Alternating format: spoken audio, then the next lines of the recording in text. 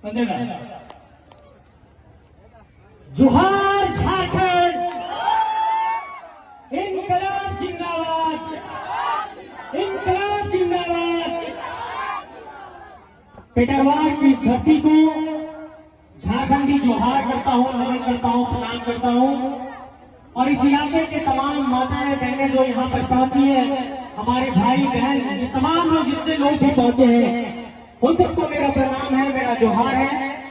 जयराम भाई ने बहुत लंबे समय तक अपनी बातों को रखा, मैं बहुत ध्यान से सुन रहा था। और इस आंदोलन के प्रारंभ से ही, जब से ये आंदोलन की शुरुआत हुई है, इससे मैं जुड़ा रहा हूं। एक बात मैं ये कहना चाहता हूं कि अगर पेटरवार के लोगों की ये जमीन यहाँ पर जा रही है, अगर हाईवे का चौड़ीकरण हो रहा है, और जिस आर्टिकल, जिस कॉन्स्टिट्यूशन के जिस आर्टिकल अनुच्छेद का जो जिक्र किया जयराम भाई ने, मैं ये मानता हूं कि अगर जमीन हमारी है तो फैसला हमारा होगा, जमीन हमारी है तो दर्द हमारा होगा, जमीन हमारी है तो निर्णय हम लेंगे। ये अब नहीं चलेगा कि जमीन हमारी है और रेट कोई और तय करेगा।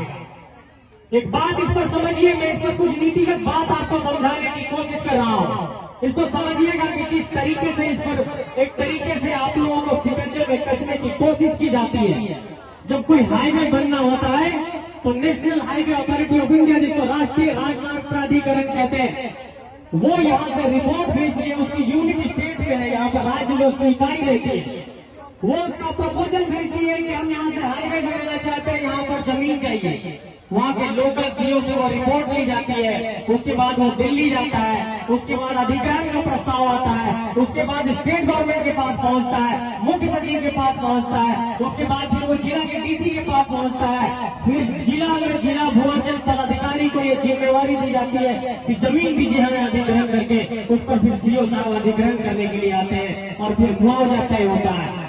लेकिन ये समझना होगा कि अगर झारखंड की धरती पर किसी का जमीन अधिग्रहण किया जा रहा है, चाहे जिस तरीके से चांडिल डैम की बात की गई, डीवीसी की बात की गई, एचईसी की बात की गई, वेदांता की बात की गई, उन तमाम कंपनियों की बात की गई, आखिरी साथी के हक में हमें क्या मिला है, हमें हमारे जमीन के बाद क्या मिला है, इस बात पर भी सोचने की जरूरत है।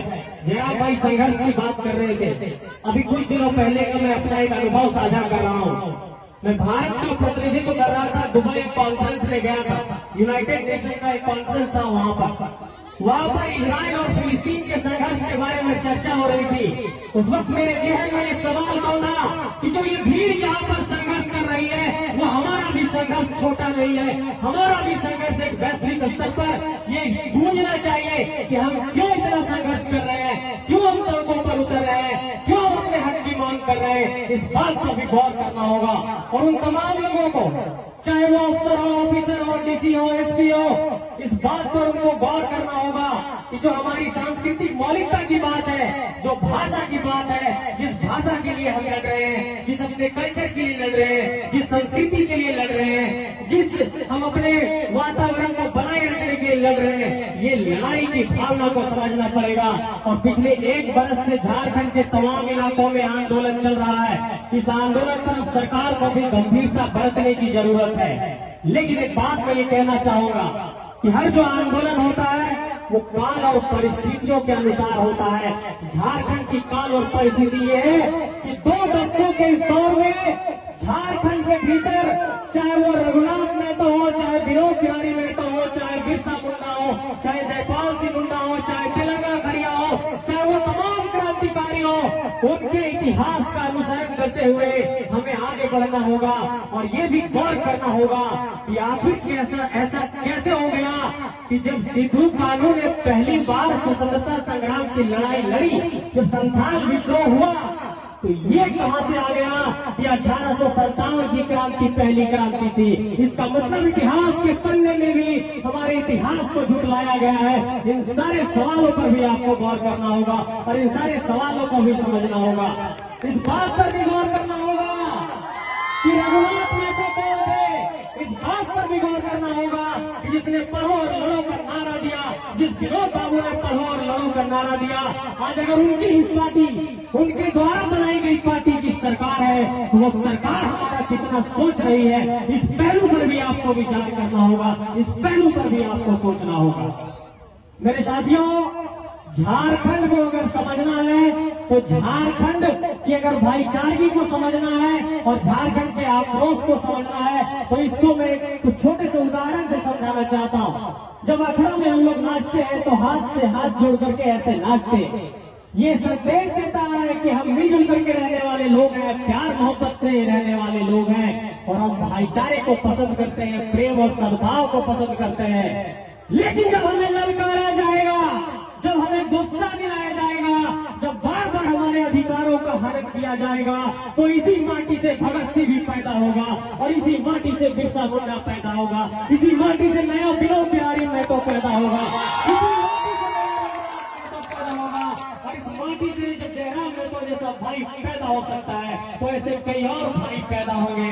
इसलिए सरकार को, सियासत को, राजनीतिक सत्ता को, नौकरशाही को इस बात का अब अंदेशा हो गया है कि झारखंड के नौजवान जाग गए हैं, वो पढ़ने लिखने लग गए हैं। अरे हम महतो लोग हैं, मुंडा लोग हैं, आदिवासी लोग हैं, गरीब गुरबे लोग हैं, तो ये समझने की कोशिश नहीं करिए कि हमें संविधान नहीं आता है और हम संविधान नहीं जानते हैं, हम मौलिक अधिकार नहीं जानते हैं, हम कॉन्स्टिट्यूशन को नहीं पढ़े हैं। और ये जो हीन भावना लोगों ने रखी है कि अरे ये झारखंडी लोग हैं, चंद पैसे में मिल जाएंगे, उन्हें कुछ मुआवजा देकर के हटा देंगे, ये आपने सदियों सदियों तक किया है, लेकिन अब ये नहीं चलेगा। इसलिए मेरी माताएं मैंने एक बार जोर से बोलिए आप लोग, इनकलाब जिंदाबाद, इनकलाब जिंदाबाद।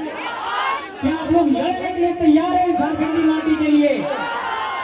लेकिन एक बात और कहना चाहूंगा कि कई बार हमारे भाई को मैंने सुना कि वो मार्टिन लूथर का जिक्र करते हैं, नेल्सन मंडेला का जिक्र करते हैं, गांधी का जिक्र करते हैं, भगत सिंह का जिक्र करते हैं।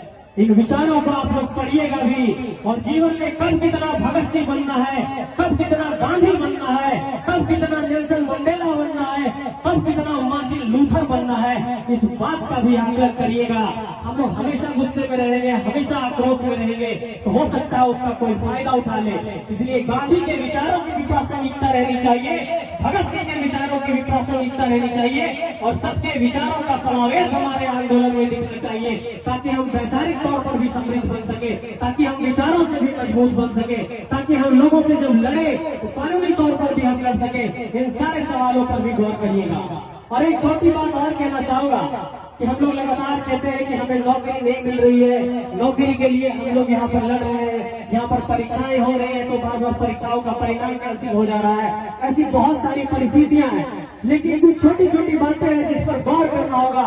और खासकर अपनी बहनों से मैं कहना चाहूंगा, जो मेरी बहन यहाँ पर है, मान लिया जाए उनकी शादी हो जाएगी कुछ साल बाद, आमतौर पर ऐसा होता है कि हम शादी होने के बाद अगर हमारा नाम है रीना कुमारी तो हम लोग कट्टे से ससुराल में जाकर के रीना देवी कर देते हैं। ऐसी गलती कभी नहीं करनी है। इन सारे गलतियों का शासन प्रशासन के लोग लाभ उठाते हैं कि तुम्हारा तो नाम वहाँ पर रीना कुमारी था, यहाँ रीना देवी कैसे हो गया, तुमको ये एप्लीकेशन रिजेक्ट करते हैं, तुम्हें यहाँ नौकरी नहीं मिलेगी। इन छोटी छोटी बातों पर भी ध्यान देना है और इस बात का हमेशा ख्याल रखिएगा कि जब भी कोई गाँव से जब बाहर जाते हैं तो पति का नाम हम लोग जोड़ने लगते हैं, लेकिन हमेशा से सर्टिफिकेट पे भी इस बात का ध्यान दीजिएगा कि उस पर पिता का नाम होना चाहिए, पति का नाम नहीं जोड़ना है। ये छोटी छोटी बातों को भी समझना पड़ेगा, क्योंकि आप जब फॉर्म भरेंगे, नौकरी के लिए जाएंगे तो जो पहली क्राइटेरिया है फॉर्म भरने की, वहीं पर आपको रिजेक्ट कर दिया जाएगा। आप परीक्षा दे ही नहीं पाएंगे, कंपटीशन में जा ही नहीं पाएंगे, तो आप परीक्षा पास कैसे करेंगे? इन सब कारणों से भी हम लोग पिछड़ रहे हैं। इन सारे सवालों पर भी आपको सोचना पड़ेगा। और झारखंड के तमाम इलाकों में जिस तरीके से जयराम भाई लगातार कह रहे हैं कि आंदोलन हो रहा है, मैं झारखंड के सभी प्रमंडलों में घूमा, 5 प्रमंडल में घूमा और आप देखिए लातेहार जाइए तो वहाँ पितरिया खार का कोल माइंस है, आप बड़का गाँव जाइए तो वहाँ पर कोल माइंस है, टीपीसी का है। आप जिस इलाके में भी जाइए, आप सारंडा के जंगलों में लगभग 3 महीने घुमा हूँ, मैंने देखा कि वहाँ पे स्टीलो मिलिट्री ऑफ इंडिया का माइंस है, चिड़िया माइंस है, उषा मार्टिन का माइंस है। इस तरीके से लोग विस्थापित हो रहे हैं, पुनर्वास की कोई नीति नहीं बन रही है, बसाने की कोई नीति नहीं बन रही है। इन सवालों पर भी सोचना होगा। सारंडा के जंगलों में जब गया तो मुझे रोना आ गया।